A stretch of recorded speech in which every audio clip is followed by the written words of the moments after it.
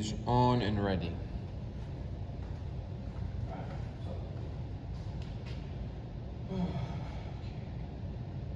Three, two, one.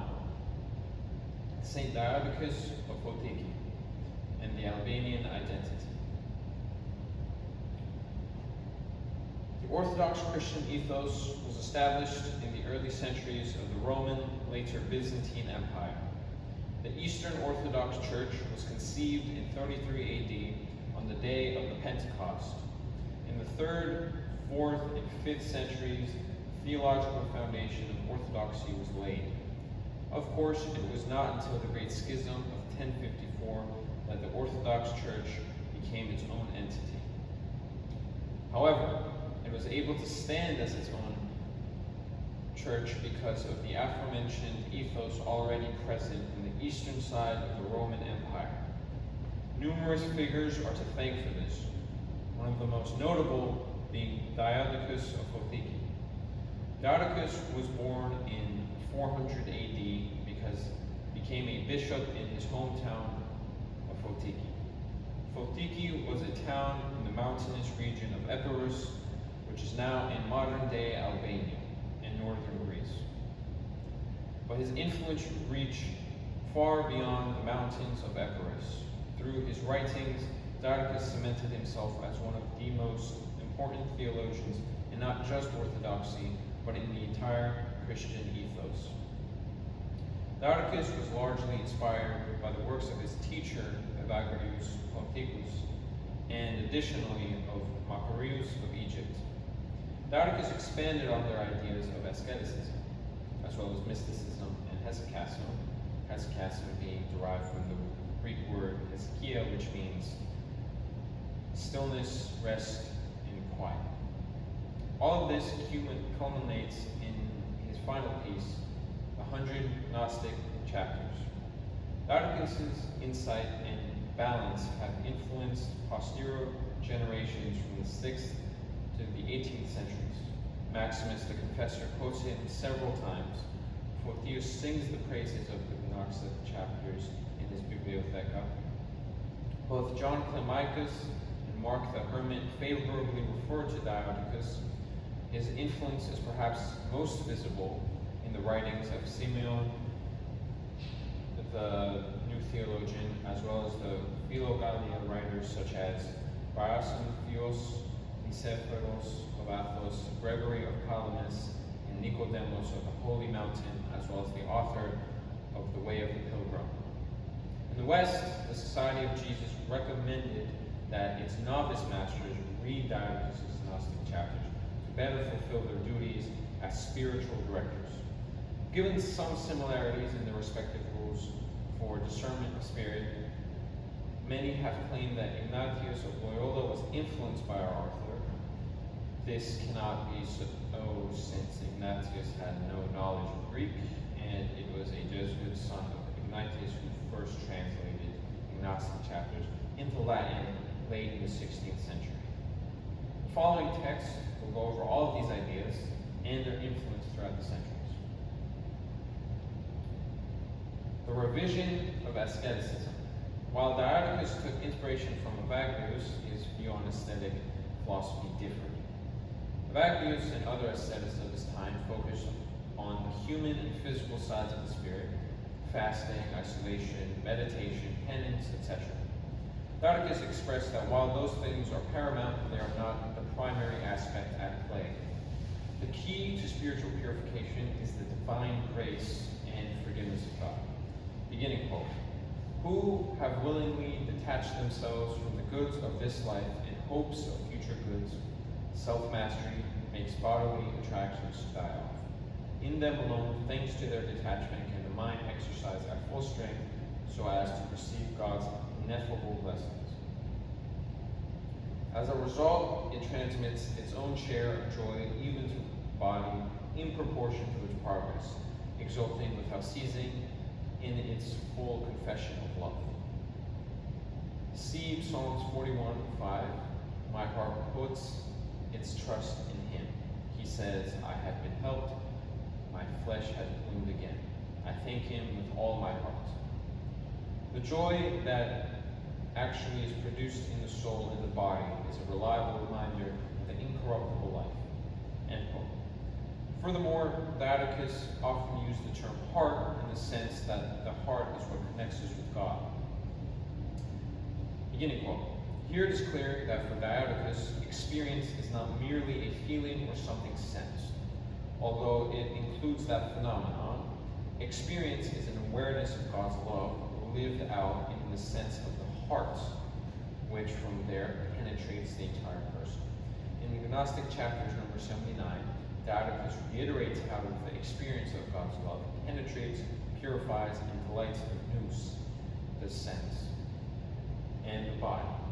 This formula is particular to Diadochus, who insists that the para does not occur only in the nous, but throughout the entire person, because grace penetrates the entire person. To reiterate, Diadochus advocated for a more balanced approach to asceticism, while other theologians focused on human ascetical practices. Diadochus emphasized the importance of God's grace, even with prayer.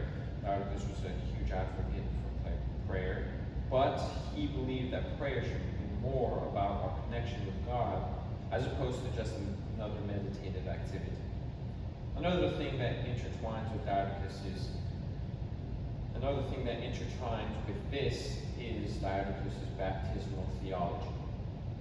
This is also where psychology comes in. Baptismal theology is based in the rhetoric set by the fall in Genesis chapters 1 through 3.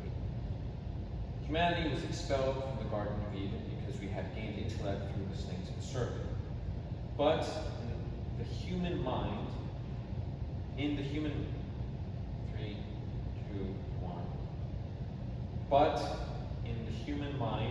good and bad now existed simultaneously.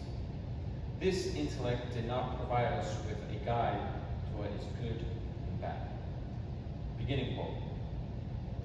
This duality is the schism produced in the natural sense of the soul by the fall. Gnostic chapters 29. Ever since the intellect fell into a state of duality with regard to knowledge, it has produced good and bad thoughts simultaneously, even against its own will. The memory of man has been split as if into a double mentality. End quote. This causes a schism, or a splitting of the person. In the midst of all of this chaos is when Satan can interject and take us from God. Baptism saves our spirit from sin, which further restricts Satan's capabilities to only being effective through the realm of the body.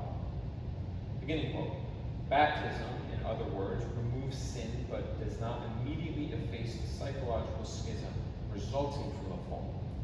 This does not mean that two beings are fighting one another in the intellect. After baptism, the intellect is inviolable. Satan is able to act only through the body on the outer parts of the heart, which are not yet illumined by grace. This was based on Gnostic chapters 88. End quote. The final part of Diadochus' revision of asceticism is his rebuttal to the heresies of his time. The most notable of these heresies is the Messalians. Diadochus strictly opposed the Messalians and their application of beta, which is a word derived from the Greek word beta, which means experience. Beginning quote. The Messalian heresy confused the presence and work of God's grace with experience or feelings. Such subjectivity obviously lent itself to error under the guise of mystical materialism.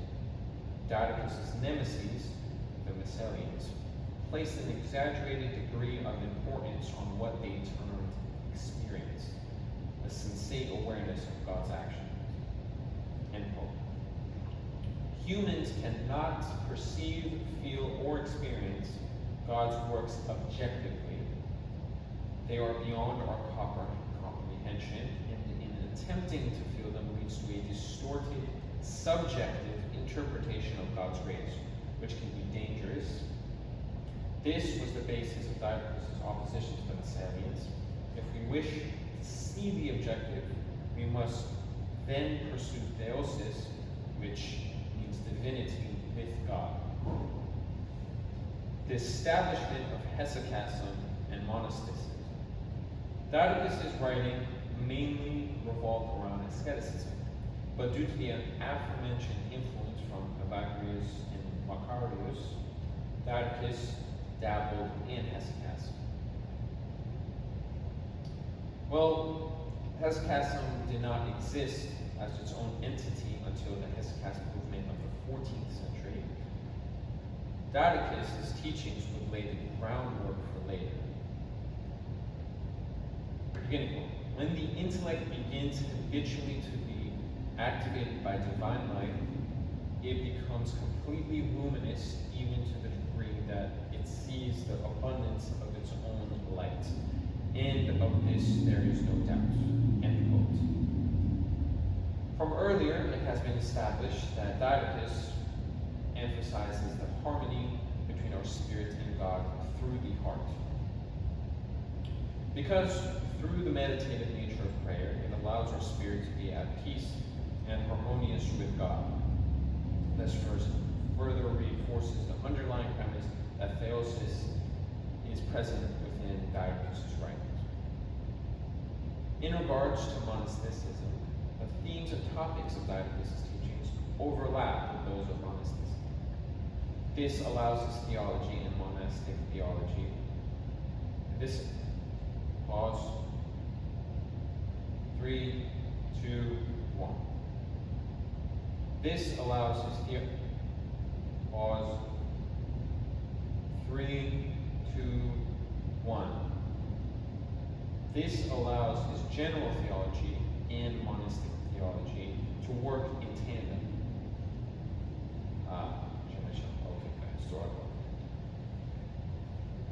Pause. 3, 2, 1. This allows his theology and monastic theology to work in tandem. To be specific, the reason that monks seclude themselves is to achieve that spiritual harmony that Dadaicus continued to emphasize. Contemporary scholar Ruth Cadell stated in her book, Whom Gods Destroy, Elements of Greek and Tragic Madness, that, beginning quote, already in ancient Greek thought, wandering was considered a debased condition which resonated with spiritual, moral, and geographical displacement. In early monastic literature, it is mind wandering, even more than physical wandering, that alienates the believer from God. The isolation of a monastery inhibits the monk's mind from wandering, which gave them the ability to focus on their daily practices. Hidden insights about the works of Dadaicus behind language barriers.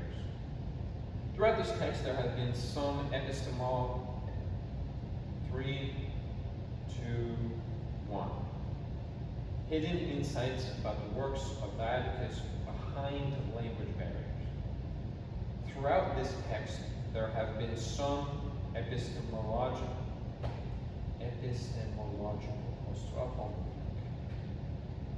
3, 2, 1. Hidden insight about the works of Dadaicus behind language barriers. Throughout this text, there have been some epistemological aura. 3, 2, 1.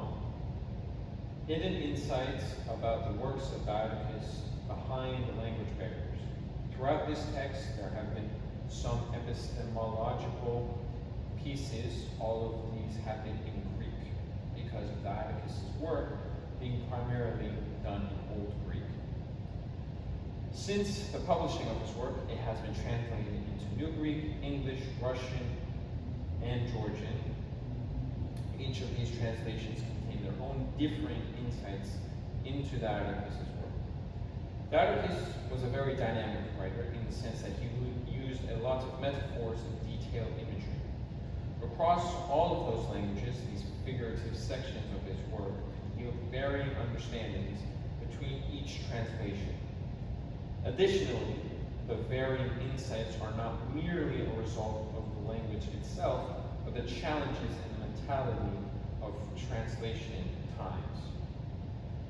Each culture and each historical period sets its own frameworks inside which the accentuation of understanding is formed. For example,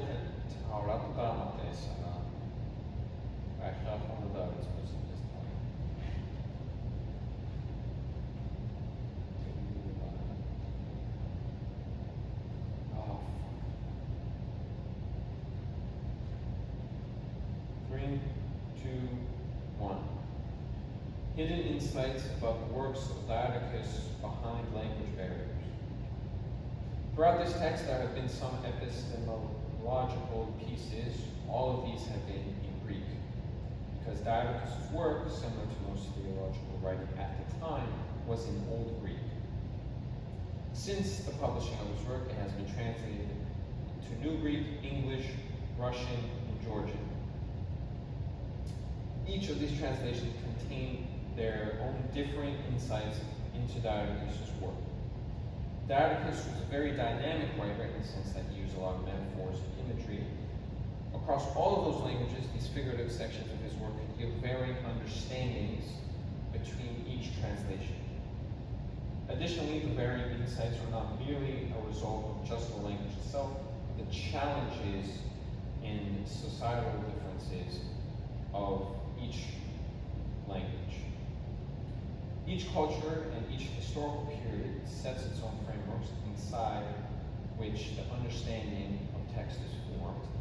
For example, contemporary Canadian scholar Inbar Raver, in her book Asceticism of the Mind, Forms of Attention and Self-Transformation in Late Antique Monasticism, successfully demonstrates the close correlation between cognition and culture, as well as their significant reciprocal impact, which has been extensively demonstrated in the cognitive and social sciences. On the other hand, recent developments in research emphasize the role of culture and society in determining individual feelings and identities.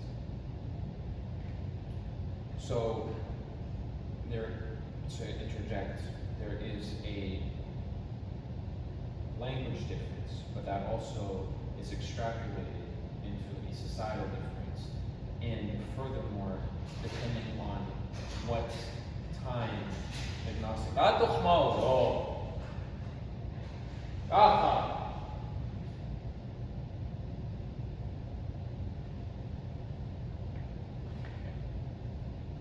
Three, two, one. Interjection. 3, 2, 1. To interject and to clarify some of this section, as I have mentioned,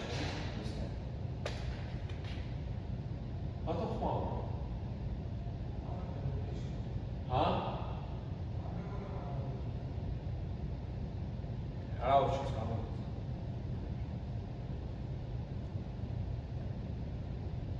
Three, two, one. To interject and give some more clarification on this section. There is a big psychological difference dependent on what language and what culture you are. 3, 2. To interject and provide further clarification on this section. Didacus, of course, was a very dynamic writer, used a lot of metaphors and imagery. Those metaphors and imagery and his general writing can be interpreted differently depending on what language you read it in. Further, what language you read it in is probably the language of your culture, and different pieces of imagery can incite different thoughts in different translations. Furthermore, there is this psychological difference, which is what Inbar Raver in her book demonstrated. Yes. Okay. All right, continue the text. 3, 2, 1. Byzantine influence, cultural and theological context. As part of the Eastern Roman Byzantine Empire, Epirus was heavily influenced by the Byzantine culture, or in this case, the pre-Byzantine culture. Theology and liturgical practices, this influence is evident in Diodotus' writings, which reflect the theological debates and spiritual movements of his time. Byzantine emphasis on theosis or deification is a recurring theme in his works, highlighting the goal of the union with God through spiritual purification and divine grace. The Byzantine liturgical tradition also played a significant role in shaping Diodotus' spiritual practices. The use of liturgical prayers, hymns, and rituals provided a framework for his teachings on continual prayer and inner stillness. This cultural and theological context is essential for understanding the depths and nuance of the Diodotus' writings, which are deeply rooted in the Byzantine spiritual tradition. Spiritual landscape, metaphors of the inner journey. Diodotus frequently used geographical and natural metaphors to describe the spiritual journey. He often used simple poetic writing, which often involved geography and human instincts to convey spiritual ideas. Beginning quote. Just as the senses of the body impel us somewhat violently towards those things which appear good, thus once it has tasted the divine goodness, the sense of the mind has the custom to guide us towards invisible goods. For at all costs, each has an appetite for its familiar relatives, the soul as bodiless, the heavenly goods, but the body as dust, earthly food. We will come without deception into experience of the immaterial sense if we indeed refine the material with ascetic efforts. The metaphorical use of geography and human instincts was helped convey Sarah story.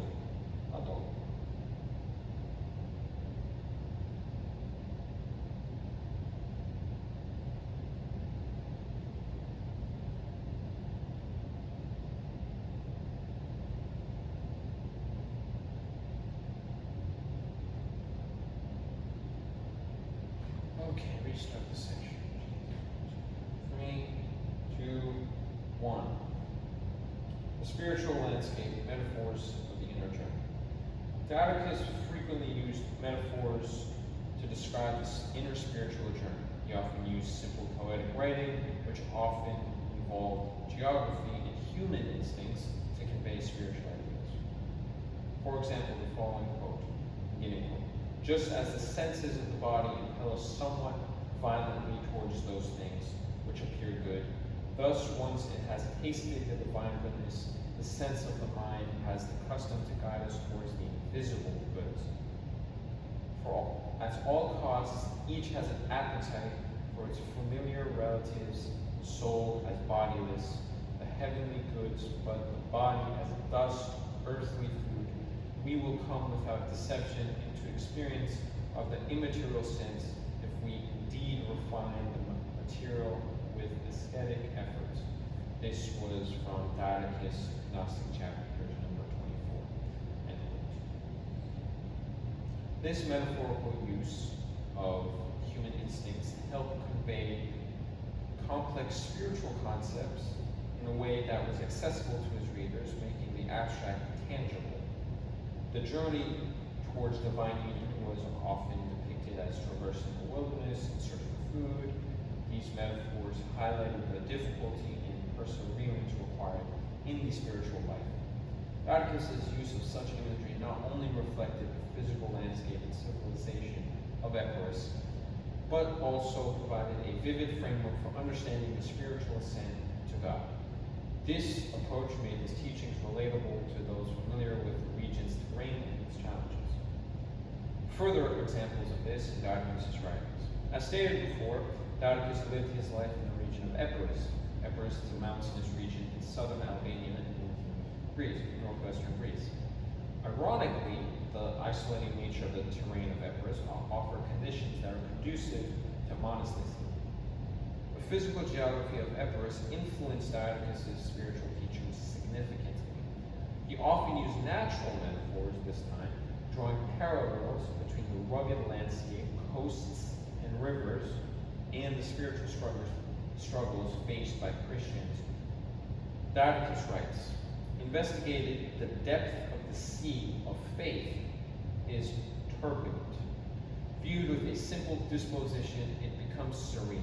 Being the water of leave, forgetfulness of evils, the depth of faith does not bear to be seen by curious thoughts. Therefore, let us be filled with its waters and simplicity of intellect, so that we thus arrive at the harbor of the will of God. End quote. Dardicus, this was part of Dardicus, Gnostic chapter number 22. Dardicus' use of such imagery not only reflected the physical landscape and civilization of Epirus, but also provided a vivid framework for understanding the spiritual ascent to God. This approach made his teachings relatable and more easily understandable with those who were familiar or even lived in the same region as Dardicus.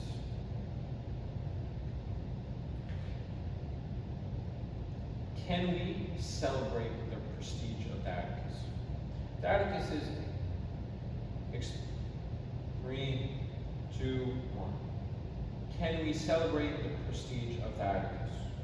Dardicus exclusively wrote in Old Greek, due to Old Greek being the language of the Byzantine Empire, which he resided in. Also, all Orthodox theologians at the time published the writing in Old Greek, so there was no reason for Dardicus to be exception. Having in mind all of these factors, Dardicus should also be regarded as a person who definitely had a part in shaping the cultural identity of the people living in contemporary Albania. We have seen that the ascetics' inner journey and the environment mutually mirrors each other, and it is certainly that the physical geography of Epirus influenced Dardicus' spiritual teaching significantly. On the other hand, Richard Valentis defines aesthetic practice as performer all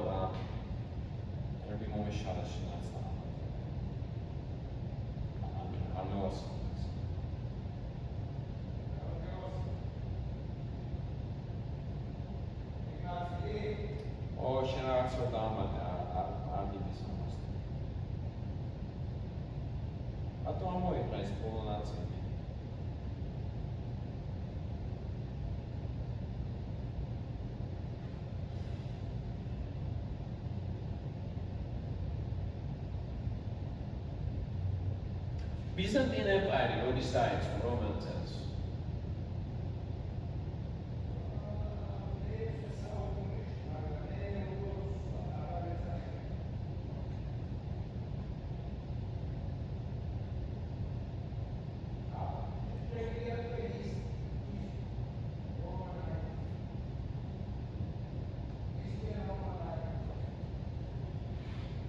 Three, two, one.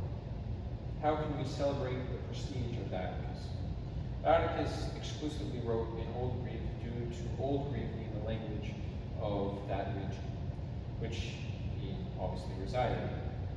Also, all other Orthodox theologians at the time published their writings in Old Greek, so there was no reason for Dardicus to be an exception in this case.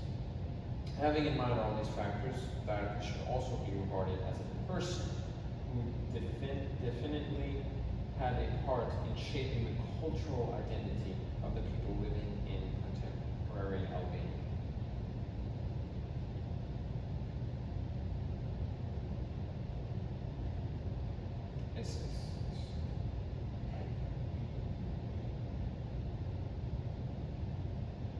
Conclusion. Dardicus resided in a region which is in between two modern-day countries, Albania and Greece. As mentioned numerous times in the text, Epirus was a mountainous terrain because it resided in the southern part of the Balkan Mountains. Throughout the centuries, these population of Epirus slowly descended from the mountains. Some went to southern Greece, and most went north. They went north because the Mediterranean coast was more prominent and there was more flat land in between the mountains. This flat land is predominantly modern-day Albania. So it is likely that Diadochus is an ancestor of modern-day Albanian heritage. It is very likely, thus he should be celebrated as an Albanian figure and not a Greek figure. People and scholars today confuse the fact that he wrote in Old Greek with that making him a Greek ancestor or a Greek writer. That is not true. Since the entire region was occupied by the Eastern Roman or Byzantine Empire, the common language was Old Greek, but that does not mean that the descendants are Greek. The descendants of those people are all Greek. So it is very likely, and I dare to say probable, that Diadochus is of Albanian heritage.